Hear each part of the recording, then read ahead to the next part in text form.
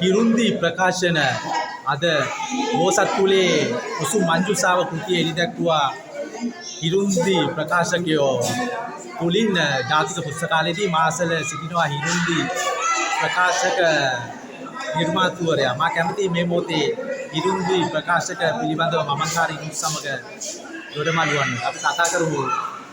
අයිබෝන් ඇත්තටම හිරුන්දි ප්‍රකාශන ආයතනය අපි ළඟදී තමයි පටන් ගත්තේ.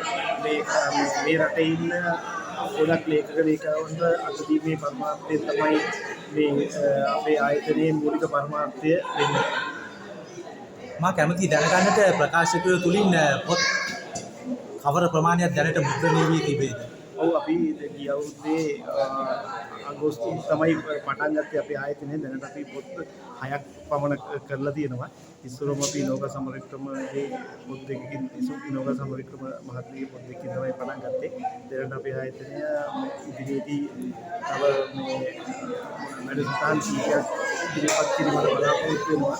අපි සම්මාන මේ කියන්නේ මේ රටේ දැන් සම්මාන පොත්වලට දෙන ක්‍රමවේදී වෙනස් කරමින් හොඳ සම්මාන දීමේ ක්‍රමවේදී ගන්න අපි කල්පනා කරගෙන යනවා ඉස්සරහට.